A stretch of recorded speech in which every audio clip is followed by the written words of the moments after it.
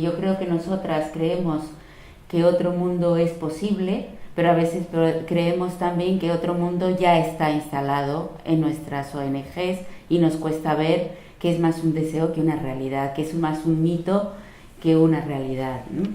Y en ese sentido creo que es importante reconocer las ventajas y los límites de este sistema de trabajo que carga tanto en la persona, y que por eso a veces son tan difíciles de sustituir las personas, y que en algunas ONGs, me imagino, han logrado que ya no cargue tanto en las personas, sino que se haga un mecanismo más organizacional, ¿no? Que sea más una característica de la organización y no de las personas. Realmente yo espero y yo creo que esto se ha avanzado, porque muchos de los problemas que hemos tenido en las ONGs en América Latina, de donde yo provengo, no resolvió nunca de manera adecuada este sistema auto, y muchas ONGs desaparecieron cuando no pudieron con este sistema auto y cuando no pudieron regularse, y el sistema estalló, ¿no? Y tenemos, por lo menos yo tengo en mi haber, muchas historias de ONGs que se rompen cuando se intenta regular este sistema de trabajo en contra de unos mecanismos de trabajo, de unos supuestos que se han venido incorporando en el día a día sin mucha conciencia. Yo, como he tenido que ir a mi pasado mucho para preparar esta ponencia, les contaba a mis compañeras de trabajo cuando éramos tan igualitarias en mi primera ONG, que todas ganábamos lo mismo. Y cuando digo todas, eran todas, incluida la persona que hacía la limpieza en el centro de trabajo, que también nos conflictuaba terriblemente. ¿Cómo vamos a tener a alguien contratada para hacer la limpieza? Pero como éramos un centro que daba atención en salud, necesitábamos una limpieza mucho más a profundidad en esos espacios de consulta sanitaria, y teníamos que pagarlo. Claro, en un momento dado, cuando tuvimos una crisis de financiamiento, que supongo que no les resultará extraño, pues teníamos que reducir personal, y precisamente la compañera que hacía la limpieza, que ya le tocaba pronto la jubilación, nos demandó, y como en aquel entonces yo era la presidenta de esa asociación, tuve que enfrentarme a mi primera demanda como patronal.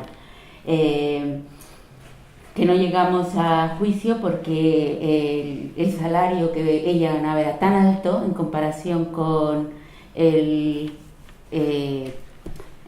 sector, ¿no?, en donde estaba, que no pasó a más. Pero eso nos llevó a nuestra primera crisis de este igualitarismo llevado al extremo, y les estoy hablando de los años 80, pero aunque es vieja esta anécdota, no es viejo el sistema, que yo me he encontrado una y otra vez cuando hacemos evaluaciones en alguna ONG, que este sistema sigue siendo en el que se cree este sistema igualitarista que se lleva hasta los extremos y que causa más de un problema, más de un conflicto, y sobre todo dificultades para resolver estos conflictos, y la mayoría, muchas veces, en lo que a mí me ha tocado ver, lleva a la crisis y a la destrucción de estos organismos. Por eso creo que aunque este sistema auto tiene sus ventajas, también tiene grandes desventajas cuando quieres moverlo, porque parecería muy flexible, pero en la realidad cuesta mucho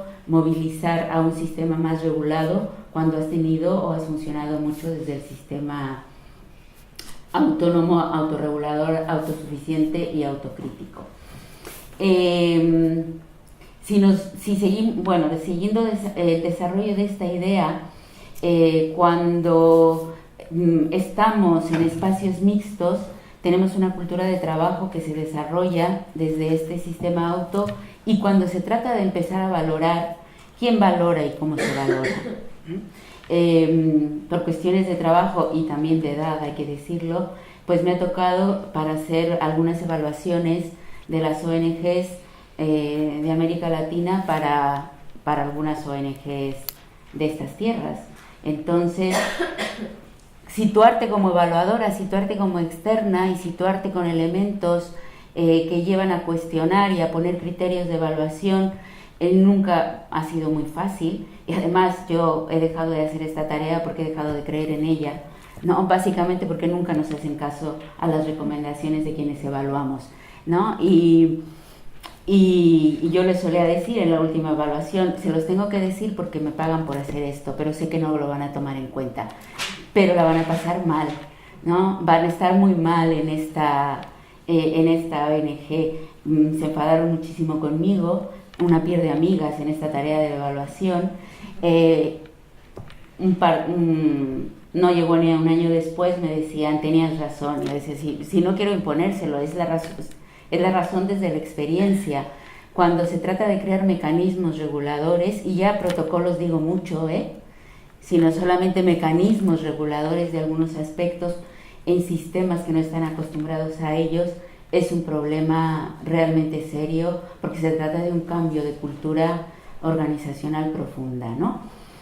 A mí no me sorprende, por ejemplo, el hecho de que hayan aparecido casos de acoso, incluso casos de abuso sexual en algunas ONGs. Y no me sorprende que ocurran, me sorprendería un poquito menos, tampoco me sorprendería que ocurrieran aquí, pero sí no me sorprende cuando ocurren con expatriados, con cooperantes, porque eso lo hemos vivido y lo puedo vivir, y me acuerdo en primera persona. Es más, mi desencanto con la revolución viene de lejos, de mis 16 años, cuando los comités de solidaridad con la revolución nicaragüense y salvadoreña, que impulsábamos en aquellos años en México a las jóvenes, yo algún día fui joven, estábamos ahí todas ilusionadas. Los compañeros de estas guerrillas nos pedían sexo por compasión, ¿no? Porque como iban a ir a la guerra y los iban a matar, y aunque yo ahora puedo creer en el sexo por compasión, en aquel entonces me parecía que eso era acoso.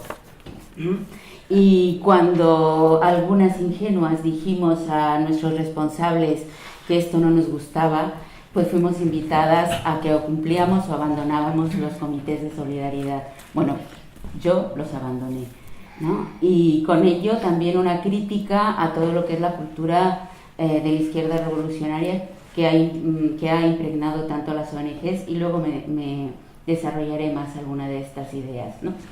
Pero creo que ha habido mucho de esta historia en donde cooperantes, en donde expatriados en las ONGs han llegado a abusar y a cometer abusos. Lo que pasa es que, y no me siento yo responsable ni me hago responsable, porque desde las ONGs en que yo he estado nunca lo hemos tolerado, pero sí hemos sabido de muchos otros casos en que se ha silenciado y se ha tolerado esta relación porque establecemos relaciones desiguales en la cooperación, ¿no? No es verdad que establezcamos relaciones iguales, y porque quien da el dinero, aunque sea la sociedad vasca, está mediada por una ONG que tiene poder, y sus interlocutores con las entidades contrapartes son relaciones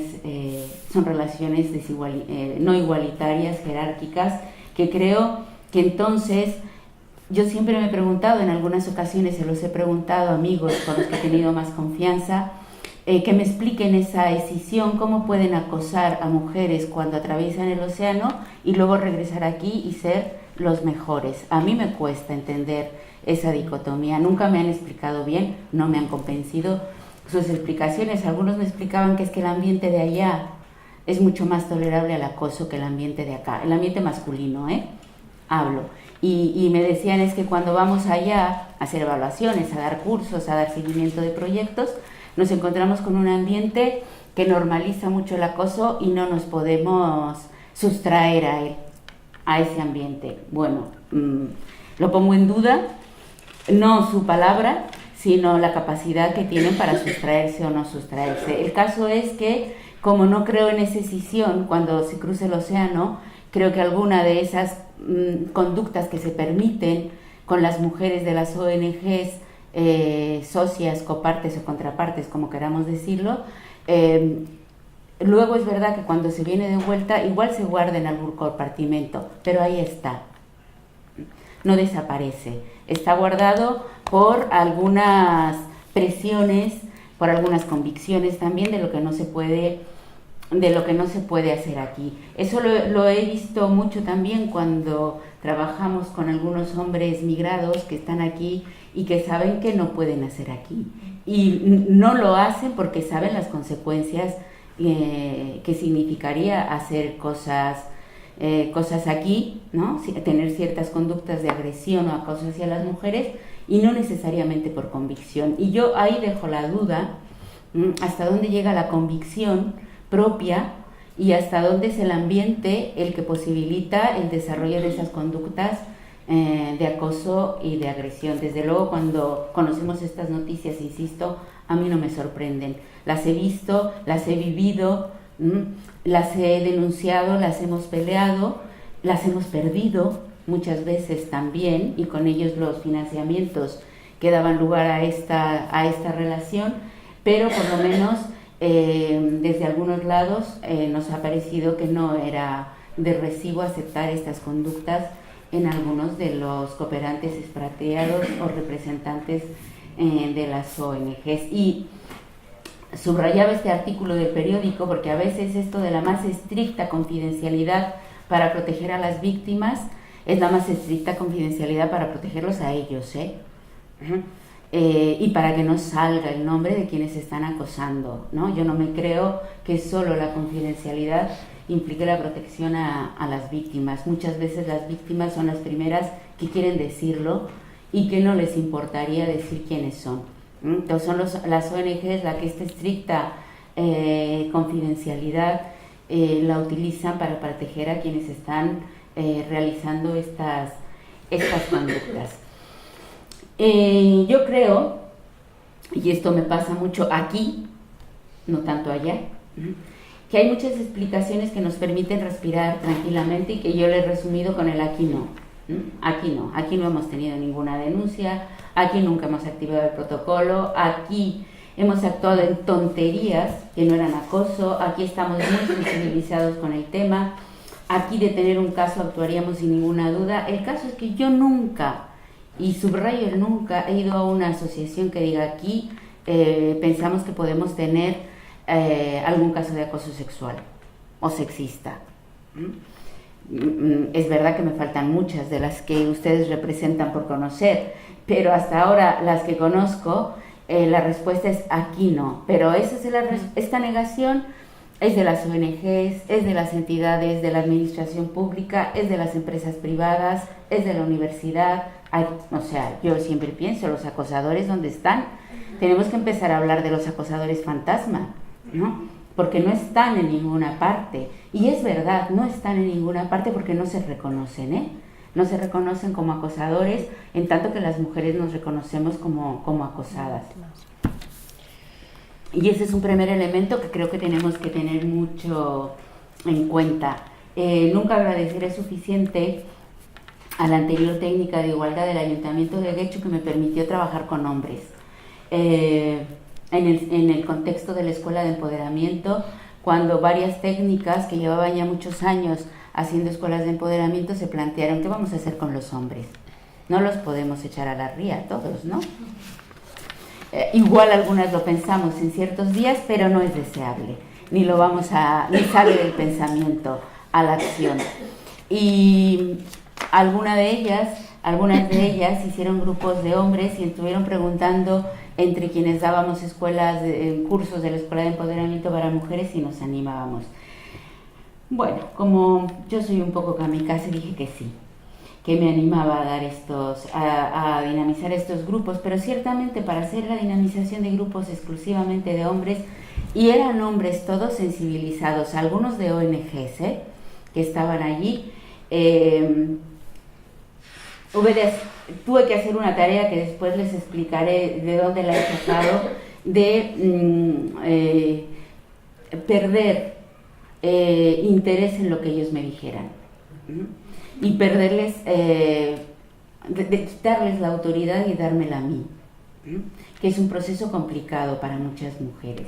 Desde ahí tuvimos una relación fantástica en los 4 grupos, si no me equivoco, que estuve dinamizando. Digo fantástica al final, porque fue muy dura, y una de las cosas donde siempre se enfadaban es cuando llegábamos al tema de la violencia.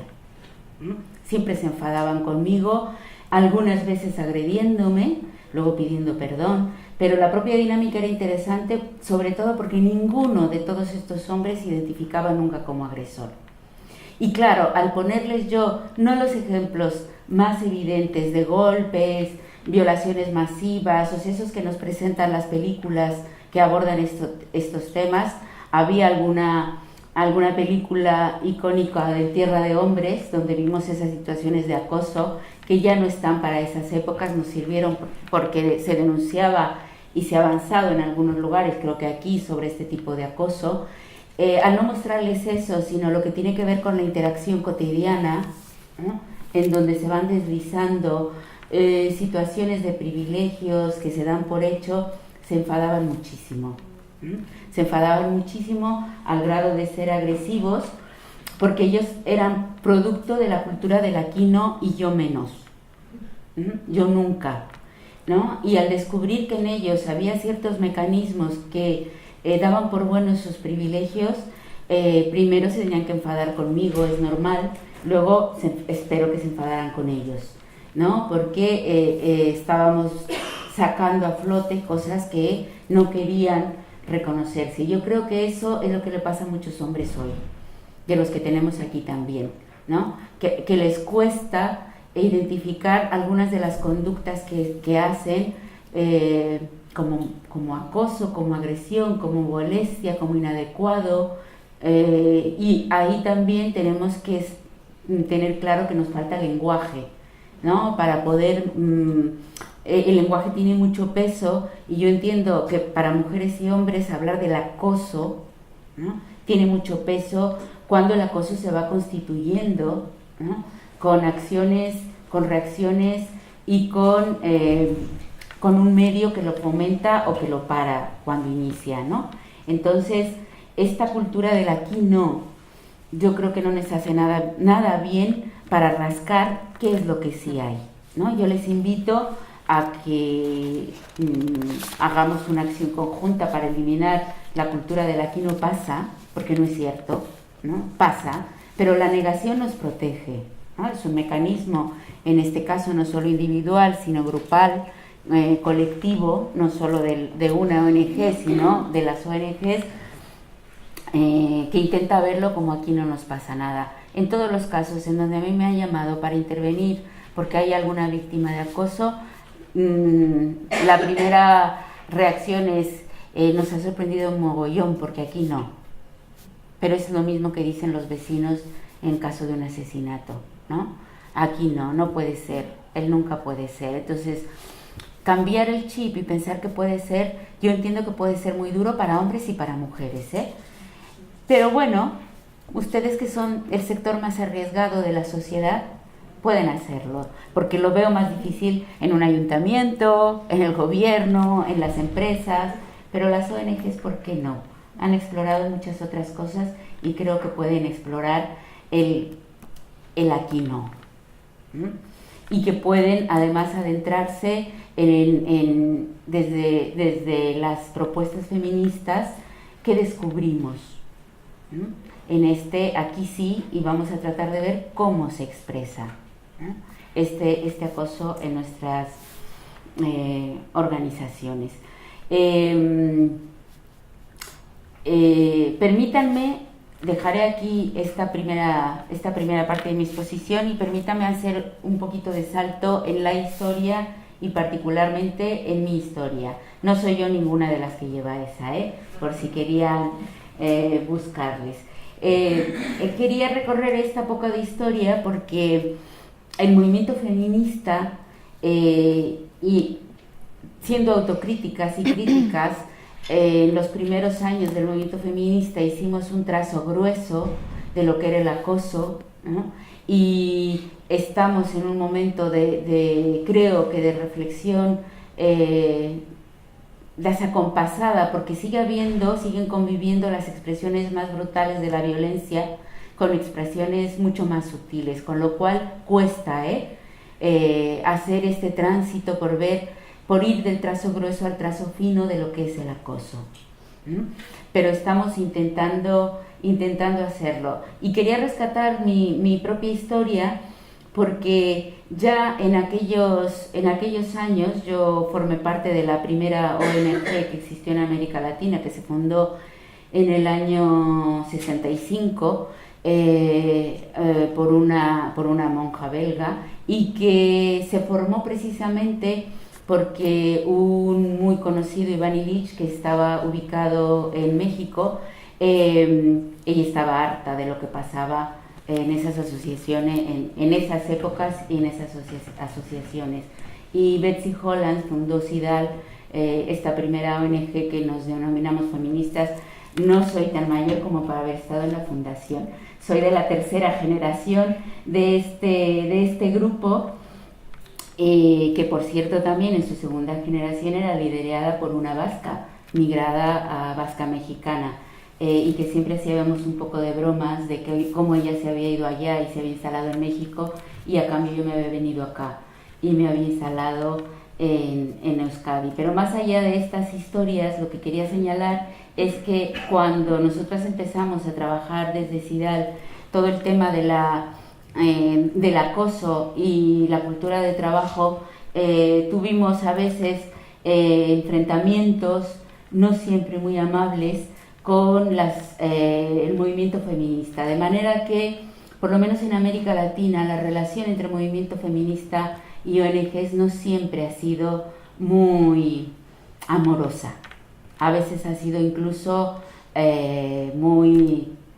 ha habido momentos de mucha confrontación, y no creo que aquí sea muy distinto, que por un lado va el movimiento feminista, sus propuestas, sus avances, su radicalidad, la nuestra, y lo que señalaba Sofía, ¿no? Este año aparece justamente como con mucha más fuerza el movimiento feminista, y las protestas, y los ONGs van con otros ritmos, con otros lados, con otras necesidades, y esto no siempre va a hacer que las propuestas feministas calen tan rápido como nos gustaría quienes están en unos espacios mixtos. Pero ¿qué pasa en los espacios exclusivos? Yo hace mucho tiempo que no trabajo en espacios mixtos, me he dado por vencida, eso es para jóvenes, ¿no? Yo trabajo exclusivamente en mi trabajo, no cuando hago un trabajo para otras personas. En mi espacio de trabajo quiero tenerlo solo con mujeres, que no es tampoco fácil. Y en los espacios exclusivos, de nuevo, hay que preguntarse cuáles son los parámetros de valor, quién lo valora, cómo se valora, cómo son las relaciones entre mujeres mediadas por el dinero, por la jerarquía, por el control, ¿no? Y quiero hablar de esto porque quiero que pensemos un poco, o pensar junto con ustedes, cuál es el significado del empleo en la subjetividad femenina. Porque esto tiene que ver también con cómo nos acercamos las mujeres al acoso, y cuánto tiempo podemos, no me gusta la palabra aguantar, podemos sostener, ¿no? Podemos no sentirnos del todo incómodas con una situación de acoso que, como ya digo, en las ONGs no van a ser como aquello que veíamos en tierra de hombres, ¿no? Yo creo que cuando las mujeres entramos al mundo laboral, entramos como intrusas. Ya espero que las más jóvenes de aquí, menos intrusas que como eran, yo pertenezco a la primera generación de intrusas. Mi madre no trabajaba fuera de casa, y la mayoría de las madres de las mujeres de mi generación, en cambio las más jóvenes, sus madres ya les habrán transmitido. Aún así, muchas veces algunas mujeres más jóvenes me dicen, claro, cuando yo tengo un problema de trabajo, mi mamá me dice, pues deja el trabajo, hija, ¿no? Y de todo corazón y con amor, y dice, no puedo dejar el trabajo, ¿cómo vivo si no dejo el trabajo, si dejo el trabajo, ¿no? Porque para las mujeres de hoy ya no es una opción, igual no tener empleo, ¿no? Aunque sea precario, también hay que decirlo. Eso significa que siendo pocas las las generaciones que tenemos detrás que nos sostengan, tenemos que demostrar mucha capacidad. Tenemos que demostrarnos que somos iguales que ellos, que podemos resolver nuestros conflictos, que no tenemos que dar la nota, que no necesitamos excepciones, que tenemos que tener capacidad para pararle los pies por nosotras mismas, para ser autosuficientes y no pedir ayuda. Esto me gusta, esto lo he aprendido aquí, He aprendido que las vascas no necesitan ayuda, son bastante autosuficientes, ¿no? Tampoco los vascos, pero bueno, estamos hablando aquí, me comentaba alguna vez, me decía una chica colombiana que acababa de llegar, me decía, tú que ya tienes tanto tiempo, ¿me puedes explicar por qué los vascos suben al monte? Y yo les decía, pues porque están cerca los montes, me imagino, pero yo tampoco lo entiendo. Pero entiendo que eso crea identidad, entre otras del esfuerzo. Entiendo porque lo he vivido en mis propias carnes y me animan a esforzarme, que yo también voy al monte, Pero es parte de la cultura, en la subjetividad femenina, vernos capaces. Y yo creo que también nosotras las mujeres en las ONGs y en todas partes tenemos que ver hasta dónde nos lleva esta cultura. ¿Por qué? Porque cuando sufrimos alguna situación de acoso somos las primeras que nos cuestionamos. ¿Será acoso? ¿No será que yo soy un poco susceptible? ¿No será que soy una feminista radical que estoy poniendo de más a esto? Y en estas preguntas algunas mujeres se pasan años, y mucho desgaste. Y yo creo que la sabiduría de nuestra nariz es muy grande, Si huele a acoso, es acoso.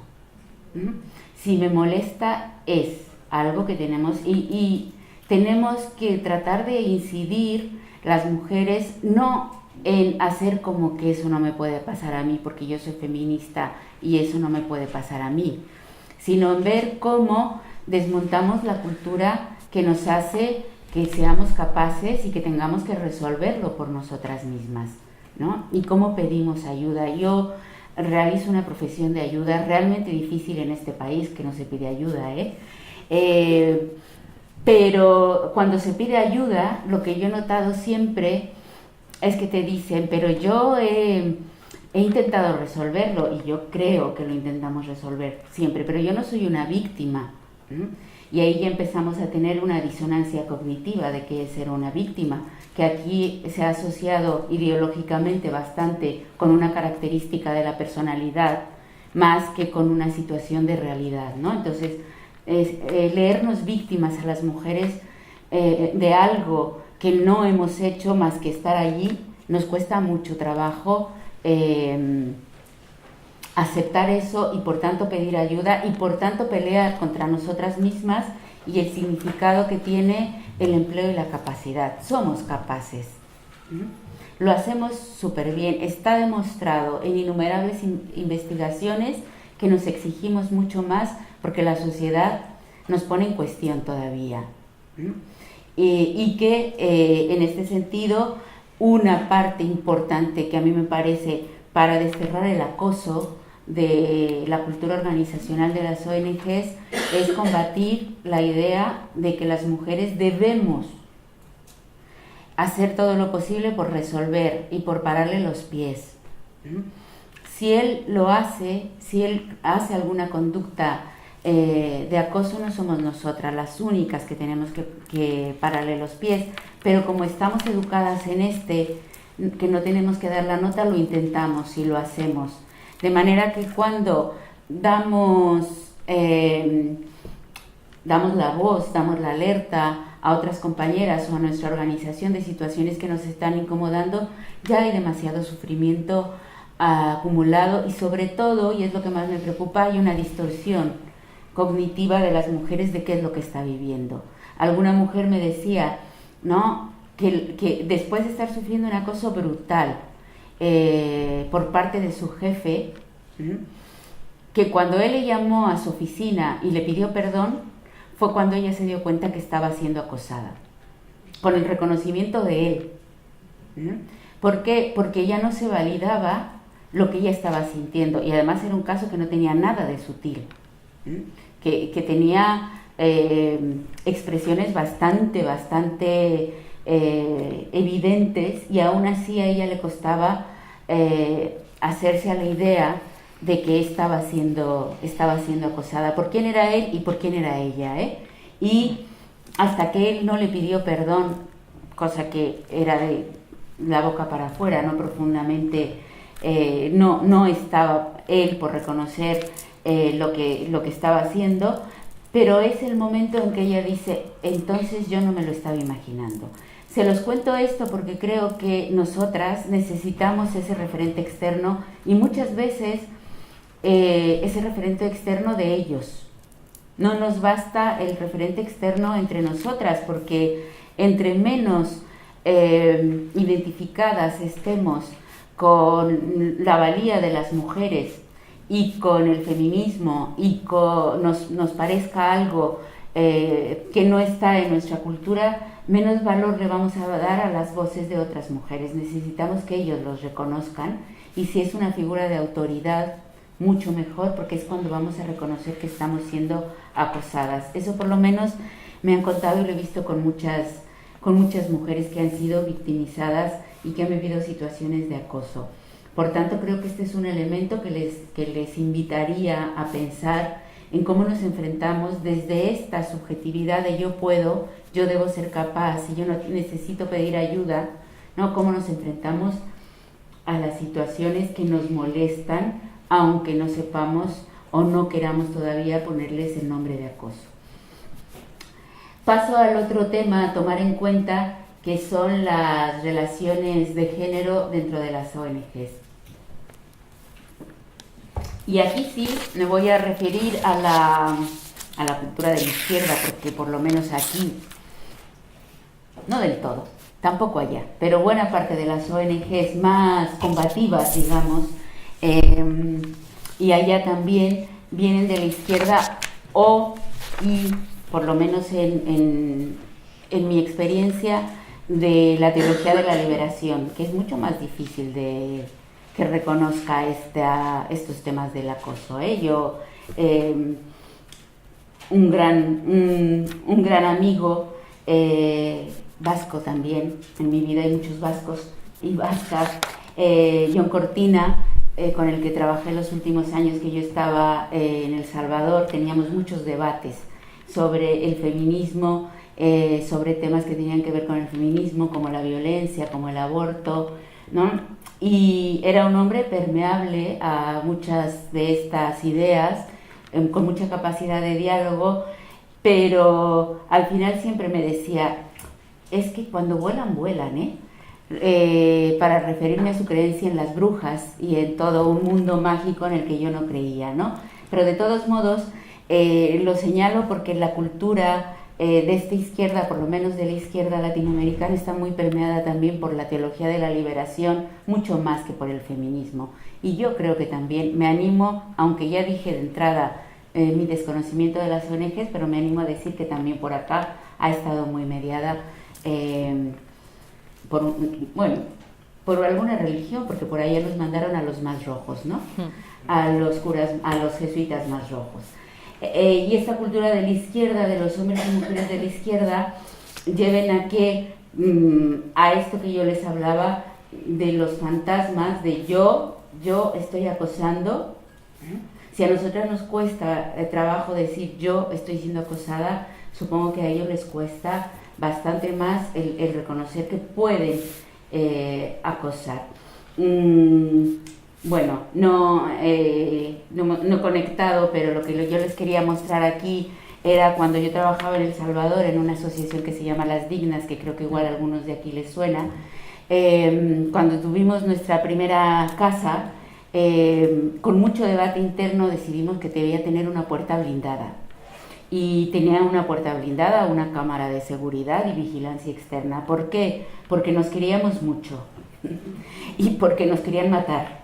No nos querían acosar, ¿no? Directamente nos querían matar, ¿no? Entonces, y no nos quería matar solamente lo que restaba de los grupos paramilitares o el gobierno, nos querían matar los exguerrilleros que estaban armados y que desde nuestra crítica a la violencia que se había sufrido allí, estábamos cuestionando muchos de sus principios y estábamos cuestionando a alguien que a nadie le gusta, por lo menos de este mundo de allá, pero también creo que del de acá, porque en esto hay mucho intercambio, ¿no? En esta cultura de la izquierda revolucionaria no les gustaba este cuestionamiento a la imagen del guerrillero heroico y la reivindicación de la violencia como estrategia de liberación. Ahí tocamos hueso. Y hay que cuestionarnos qué pasa con la violencia que hemos reivindicado, la violencia revolucionaria. Ahí me voy a sacar, porque yo nunca la he reivindicado, nunca he estado en grupos que reivindicaran la violencia. Algunas veces algunas amigas que sí estaban allí me insultaban llamándome anarca y socialdemócrata. Sí, soy anarca y socialdemócrata. Nunca he estado en este lado perteneciendo, pero sí analizando, porque soy hija de esa época y porque eso era lo que era mayoría. Y creo que nos deja una legitimación de la violencia profundamente arraigada en nuestras cabezas y nuestras formas de ser, que hay que cuestionarla. Cuando nosotras querían matarnos, ¿no? Y lo que yo les iba a mostrar era esa puerta blindada tan bonita en esa casa que teníamos en Las Dignas llenas de flores, porque era una imagen de lo que nos suele pasar. Hay que blindarnos sin perder las flores y las plantas, ¿no? Pero hay que blindarnos mucho de esta cultura. Así como mi paso por la solidaridad duró muy poquito, mi paso por la izquierda también duró muy poquito, ¿no? Al cuestionar figuras icónicas que hacían digerible la violencia, ¿no? La violencia revolucionaria. Yo no creo en ella, nunca he creído en ella ni en sus fórmulas, pero además de que no es el debate en el momento, lo que yo quiero traerles es qué tanta huella ha dejado esto en nuestras formas de hacer. Por lo menos un tema de mi interés y que, por ejemplo, investigamos mucho en El Salvador, la huella que había dejado la guerra, ¿no? En las prácticas subjetivas de hombres y mujeres y de esas guerras lo que hoy están viviendo en El Salvador, ¿no? Porque nunca se cuestionó la validez de la violencia revolucionaria. Nunca se cuestionó a fondo, se dejaron las armas por táctica, que es otra cosa, ¿no? Pero nunca se cuestionó a fondo la validez, incluso la bondad de esas estrategias. Y solamente algunas feministas nos enfrentamos con la consecuencia de la puerta blindada a cuestionar estas creencias, ¿no? Y cuando Las Dignas hablan de sus 27 años de resistencia y rebeldía, pues yo creo que son más de resistencia, son muy rebeldes, pero sobre todo es duro resistir en unos contextos donde no has cuestionado tú el legítimo uso de las armas, de la violencia, como formas válidas para hacer la revolución, ¿no? Y por ahí yo creo que en este país particularmente hay mucho que discutir al respecto para transformar estructuras. Yo ya viví una guerra, no pienso vivir otra, así que no, eso se los dejo para que ustedes lo discutan.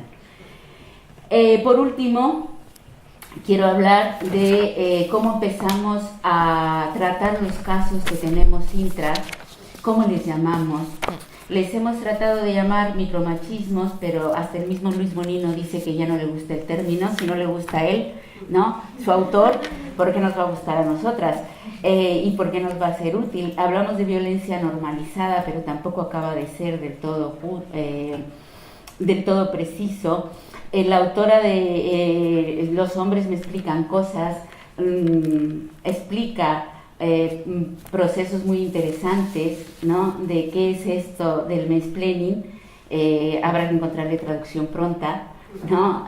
Para ver qué es esto, y habrá que construir junto con todo esto de lo que es violencia, cómo creemos a las víctimas, cómo nos situamos en la credibilidad de las víctimas, más allá del eslogan, ¿no? De la credibilidad de las víctimas, porque habrá que ver si ella se lo cree y cómo se lo explica. Si él se lo cree y cómo se lo explica, las pocas veces que yo he hablado con un acosador, se lo explica como una enfermedad, o como algo de lo que no se dio cuenta. El grupo de pares se lo cree, cómo se lo explica, quienes están en capacidad de tomar decisiones, cómo se lo explican. En alguna ocasión que también me pidió ayuda una mujer que había sido víctima de acoso dentro de alguna ONG, lo que fue curioso es que tenían protocolo, bueno, que han hecho ustedes, ¿no? Que tienen un protocolo, o no me meto en líos, tenían un protocolo por ahí, ¿no? Lo activaron, pero no se lo comunicaron. Y una de las partes fundamentales de la credibilidad de la víctima pasa por la reparación y por la verdad, ¿no? Cómo se está gestionando esto no se puede gestionar como un pacto entre caballeros, entre tú dejas de hacerlo y nosotras no te damos a conocer esto, sino se tiene que tratar desde otro lugar. ¿Quiénes somos las víctimas? Porque esto también es una cuestión de ideología, pero es una cuestión de recursos, ¿Todas las mujeres somos víctimas? Yo creo que sí, no en la misma medida, también, ¿no? Algunas mujeres podemos defendernos mejor, también algunas mujeres, conforme pasa el tiempo, somos menos objeto de agresiones y de acoso, eso se los digo en primera persona. Unas pocas mujeres que tienen problemas, es así como se lo explican, o son las mujeres a quienes atendemos porque lo dicen. O sea, generalmente llegamos a lo más pequeño porque es para lo que tenemos capacidad de responder. Yo creo que el acoso nos atañe a todas, de distinta manera, evidentemente, y con distintos recursos para defendernos, pero hay que defendernos incluso de lo que es la comercialización del feminismo actualmente para creer que todas somos feministas y que entonces todas tenemos respuestas adecuadas para esto.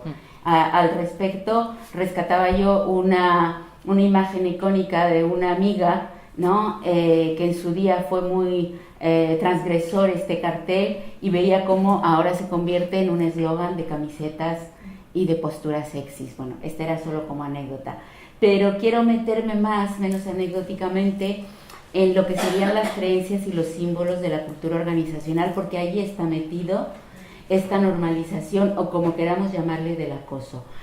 Como queramos llamarle, o como yo siento que tenemos la obligación de empezar a ponerle esos nombres. Rescato algunos nombres que para mí han sido muy interesantes, de Susana Cobas, por ejemplo, que habla de la masculinidad de y en las mujeres, del cuidado que las mujeres hacemos de ellos por encima del nuestro, y de la no existencia de reciprocidad existencial. Ella decía esto cuando entrevistaba a hombres igualitarios, todos igualitarios, de asociaciones o de lo que sea, y hablaban de lo mucho que las mujeres feministas les habían aportado, y la pregunta que ella les hacía era: ¿y tú qué le has aportado a las mujeres? La primera respuesta era esta: silencio. Y ya cuando rascaba e insistía, les decía: bueno, les he dejado ser. O sea que en esas estamos, nos dejan ser, ¿no? Y eso es un gran aporte que nosotras valoramos y que ellos también valoran. No estamos todavía en el momento de esa reciprocidad, de que todo lo que nosotras les estamos aportando también tenga vuelta, ¿no? Y bueno, también Tania Martínez Portugal, en su estudio la transformación de los imaginarios sobre violencia sexista en el país vasco, rescata algunas voces que habla de qué pasa con el acoso cuando hay parejas, cuando se trabaja en la misma asociación, y qué difícil es gestionar, ¿no?, todas estas situaciones. Ella nos cuenta los esfuerzos de las mujeres a las que entrevistó por intentar mantener una pareja que no les impida realizar el trabajo y encima estar conviviendo con su acosador agresor en instancias muy pequeñas, ¿no? En oficinas muy pequeñas donde hay 2 o 3 personas, a veces menos o a veces un poquito más, ¿no? Y para terminar, me adelanto ya no te aviso. A tu aviso, estaba controlado. El acoso en las ONGs es una realidad. Yo les invitaría a partir de eso, ¿no?, que partamos de eso, que hay que enfrentar el mito de la igualdad lograda. Sus expresiones, más que las más brutales que tenemos creo que hoy están vinculadas a una cultura organizacional que hay que desentrañar y que yo sé que ustedes están desentrañando. Hay que explorar la subjetividad de quienes trabajan en los temas de su militancia y su adherencia afectiva a estas organizaciones que crean. Hay que explorar la masculinidad que hay en mí y mi relación con esa masculinidad, dicho de otra manera, cómo he incorporado yo la figura masculina y a los hombres para relacionarme con ella. Hay que saber que no porque yo lo sienta no siempre que yo lo sienta es acoso, pero es verdad que si lo siento es importante explorar y nombrarlo, ¿no? Atender a quienes se acerquen a pedirnos ayuda, dando solución al problema laboral, pero no solamente, porque muchas veces eso es lo más fácil. El reconocimiento y el conocimiento de la verdad, ¿no? Es una de las partes que es también muy necesario reparar. Hay que preguntarnos cómo se formulan las campañas, en qué se pone énfasis, ellos aceptan sus responsabilidades. Yo creo que sería interesante, me propongo, si a alguien le interesa, explorar en ellos qué explicaciones se dan sobre el acoso, sobre su comportamiento, qué dispositivos hay en las ONGs para que las mujeres hablen, ante quién van a hablar, cuál es el objetivo de un protocolo contra el acoso, porque un papel no sirve para nada más que para dejarnos las conciencias más tranquilas. De qué mecanismos de puesta en marcha y seguimiento se acompaña ese protocolo, con qué recursos cuenta, porque más que nadie ustedes en la cooperación saben lo que es el dinero. Y aparte de decirle a las mujeres, yo sí te creo, la justicia desde mi punto de vista es seguir por el camino de hacer perder a los hombres los privilegios que hasta ahora creían que eran sus derechos, ¿no? Muchísimas gracias.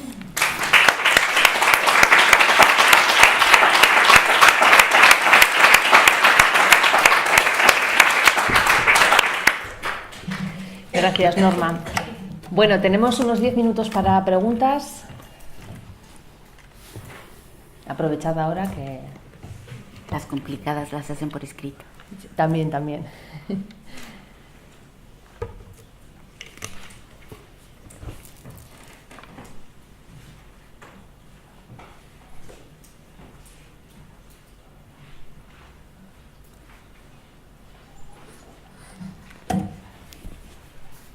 ¿Una pregunta?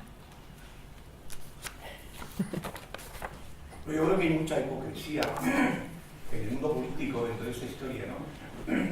Acabas de decir que los privilegios de los hombres, ¿por qué tenemos los hombres más privilegios que las mujeres? Cuando existe el cartón de los derechos humanos. Hay gente que se cree en los derechos humanos porque decimos departamentos de derechos humanos. ¿Defendemos de verdad o no defendemos de verdad? Luego hay injusticia con los jueces, esta manada de Pamplona y un montón de cosas, ¿no? ¿Por qué se permite eso, que los jueces sean injustos? ¿Quién nombra a los jueces? Nombra a los políticos, a amigos, a historias. O sea, cualquier historia de mañana mismo no se dice se acabó la cuerda, ¿no? Y todo el mundo es igual. En los derechos humanos nadie dice que el hombre tiene más privilegios que la mujer, se habla de las personas, ¿no? ¿Por qué no? O reinventamos los derechos humanos o no son válidos. ¿Dónde firmamos? ¿Dónde firmamos? Eso es una historia. Me gustaría que mi gobierno pues sea pionero, ¿no? Que desde mañana todo el mundo es igual. Las mujeres son iguales, equidad, todo ese tipo de cosas. Es que parece esto el cuento de nunca acabar. Es dale que te pego a la misma manera, empezamos todos los días un seminario, otro seminario, no sé, está muy bien, pero hay un código ético vasco, español, europeo y mundial. ¿Qué pasa? ¿Que no lo hemos leído o es un mero papel? Que nos tranquiliza las conciencias y nos permite no seguir desarrollando nuestro trabajo, pero yo creo que no basta con eso. Obviamente hay que cambiar estructuras, no solo sociales, sino mentales e individuales. No, si las ONGs tenemos cierta fuerza, ya se avisará a los políticos que o cambian o Ok. No, es verdad, la valentía no se tiene que demostrar. Las ONGs hemos nacido para denunciar ese tipo de cosas, ¿o no? O solo para llevar caramelos a los niños hambrientos. Ya está bien, hombre. Ahora resulta que la guerra de Siria ha acabado, porque es mentira. No sale en la televisión, ya no hay guerra. No matan niños, no salen en la televisión, ya está bien, la foto de etc. Yo estoy de acuerdo contigo, ¿eh? Lo que pasa es que con ese discurso no vamos a llegar a ningún lado. A transformar conductas y procedimientos, ese no lo sabemos todos. Yo en este mundo creo que hay que hacer mucho más que eso, ¿no? Y que cambiar estructuras de la organización, creencias, y eso nos va a llevar mucho trabajo. Yo soy, a pesar de lo que les he contado, del partido optimista, ¿eh? O sea, creo que hemos cambiado, creo que hemos mejorado muchísimo y además lo voy constatando, y entonces en ese sentido creo que los grandes discursos de basta ya no nos sirven si no nos quedamos en la tarea cotidiana de cambiar, que al fin y al cabo salían muchos artículos el pasado 8 de marzo y había uno que me gustó mucho que decía: díganos por favor las feministas, a muchos de la izquierda, cómo han hecho para sacar a tantas mujeres a la calle. Y la respuesta es más o menos simple: llevamos 40 años, ¿no?, que salimos todos los días, aunque fuéramos 2. Y no cesar en esa lucha, y ya poniéndome mi rol de abuelita, la primera manifestación del 25N en México, no fuimos capaces ni de cerrar una calle porque no éramos muy poquitas para cerrar la acera, solo las que sosteníamos la pancarta, esas éramos, ¿no? Y durante estos 40 años no hemos dejado en esta lucha a pesar de todo. Esa es la receta, no hacer grandes declaraciones, sino insistir, aun cuando el desaliento a veces nos haga pensar en tirar la toalla. No hay más secreto para mí que la constancia, la persistencia y la rebeldía y la seguridad de que estamos en lo correcto. Bueno, ya en eso estamos. Yo ya soy muy mayor, entonces he conocido de mayor a mayor. Y ya mejor, ¿no? Pero por ejemplo, si todas las ONGs son una consecuencia de la sociedad en este país. Yo por ejemplo no soy del PSOE. Me parece una buena idea, después de lo que fue cuando sacó la asignatura de la educación ciudadana y los derechos humanos. Y aquí se prohibió, aquí el tema, cómo se puede evitar y no aunar y no empujar la educación que se imparte, la educación de los derechos humanos. En esa estamos también, ¿no? Que en un país donde, bueno, es igual, no voy a meter más, pero yo creo que está muy claro, ¿no? Solo te recuerdo que fue el PSOE quien hizo desaparecer el Ministerio de Igualdad, no el PP. No, sí, pero bueno, A todos. Pero te doy para que si eso es lo que han hecho. Yo me pregunto por dónde empezamos, ¿no? ¿Por dónde empezamos las organizaciones, ¿no? Un poco que estamos en ese aquí no, ¿por dónde empezamos? Yo te sugiero, aquí sí, ¿no? Ahí empezamos. O sea, pensemos que sí. Y desde el aquí sí revisemos aquellas veces que nos hemos sentido mal. Te sugiero no empezar llamándole acoso, llamémosle X, si quieres, para empezar, ¿no? Porque ya estamos condicionadas a que si le ponemos acoso no vamos a explorar en esas sensaciones, en esas molestias que no tienen nombre, que son difusas, ¿no? Si vamos a buscar acoso no lo vamos a encontrar porque estamos muy permeadas del aquí no. Entonces solamente permítete el aquí sí y empieza a identificar esos momentos y luego ya les iremos dando forma. Tú me has pedido solo cómo empezamos. Sí, solo cómo empezamos. ¿Y eso lo hacemos en grupos mixtos o es preferible empezar solo con grupos de mujeres? Como sea. Ya a estas alturas creo que se pueden combinar, ¿no? Creo que puede haber mujeres que se sentirán más cómodas solo de mujeres. Creo que hay otras que ya se lo han investigado y quieran contrastarlo con sus compañeros. Creo que hay muchos de ellos, todos tendrían que pasar por investigarse, ¿no? Aquella vez que alguien les dijo, ¿no? Eso no me gustó, ¿no? Que alguien les hizo una mala cara aunque no se los dijo. Esto del consentimiento es el tema del debate actual, ¿no? Yo creía que no me dijo que no, ¿no? Todos estos supuestos me estás malinterpretando. Algunas mujeres me han hecho depositarias de los WhatsApps que les han mandado algunos acosadores. Tengo esa carga en mi conciencia y en algún lugar de casa, porque ellas no lo quieren seguir viendo, pero no lo quieren tirar, ¿no? Y es impresionante lo que se puede leer de todos hombres muy concienciados, y sobre todo lo que más me impresiona no es lo que dicen en términos de acoso, sino no quería decir eso, ¿estás segura de que me entendiste bien? ¿No me estás malinterpretando? O sea, todas esas veces que ellos se han preguntado eso, yo les invito a ellos a que también se lo revisen. Muy bien. Pues... perdona, Cristina.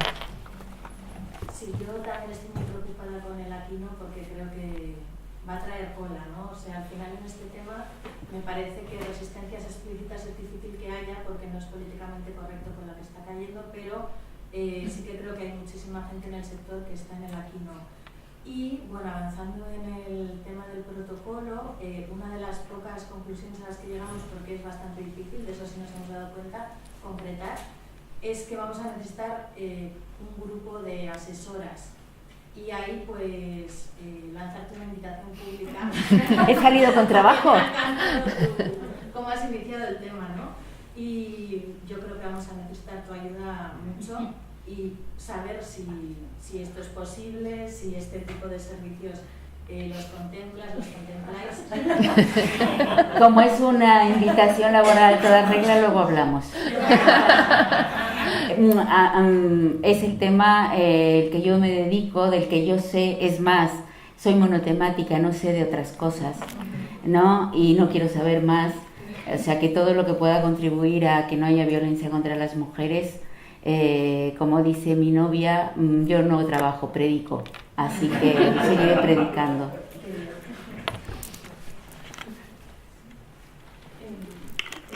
Desde la Coordinadora Estatal de ONG donde trabajo, sí que mañana les pondrán unos compañeros que van a venir a explicarlo, el proceso, bueno, hemos abierto el código de conducta, se va a abrir canal de denuncia, una comisión de seguimiento, investigación de los hechos, o sea, todo es lo que es el proceso, de esa parte lo tenemos claro, pero siempre hay un escollo que es la prevención y la reparación de víctimas. Ahí como que no, ahí ya ellos se nos escapan, no sabemos, empezamos a decir que no hay recursos, pero no sé si es solo los recursos o hay más, y si nos podría dar alguna pista, alguna idea por la que... Yo acompañé el proceso no era una ONG, era una empresa, pero con bastantes valores parecidos a los de ONG, que hicieron un muy bonito proceso de reparación. Y en donde muchas de las cosas que decimos, por ejemplo, como no la confidencialidad, porque los organismos que investigan siempre deben tener ese principio, pero cómo se maneja en grupo, ¿no? Ya sabemos que esos rumores corren más rápido que nada, ¿no? Y esta entidad hizo un proceso muy, muy interesante de reparación, porque el daño había sido muy profundo, la falta de escucha a las víctimas muchos años, el apoyo al acosador mucho tiempo, incluso cuando después de todo el proceso de investigación se llega al proceso de despido, todo eso mucho debate, ¿no? Porque había quien defendía que no, él por supuesto defendía que no, y todo el colectivo estaba muy dañado. Y se hizo un proceso de reparación que empezó por permitirle a las víctimas que quisieran, explicarle a sus compañeros cómo habían vivido el proceso. Y se los explicaron como ellas quisieran, a veces una, a veces dos, a veces varias. Por lo menos lo que a mí me pidieron en el acompañamiento fue estar siempre con ellas. Yo a veces no hablaba, ¿no? Yo a veces era la que explicaba o a veces la que respondía, pero sobre todo estar con ellas en el proceso de reparación. Cuando ellas ya se cansaban, se dejaba y se daba más tiempo. Fue un proceso que tardó cerca de un año, la reparación, ¿no? Y que necesitó recursos, pero no tanto, sobre todo necesitaba voluntad, ¿no?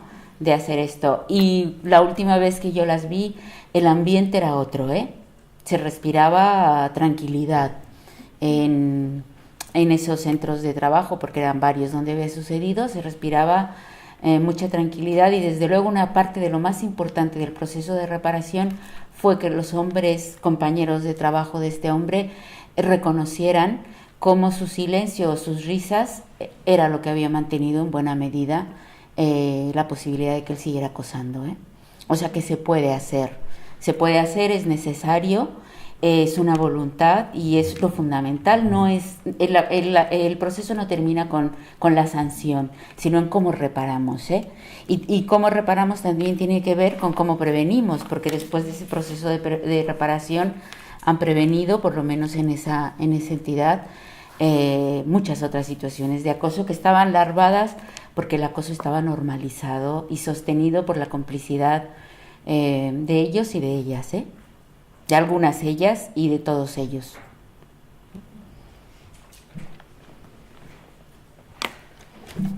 Muy bien, pues muchísimas gracias, Norma.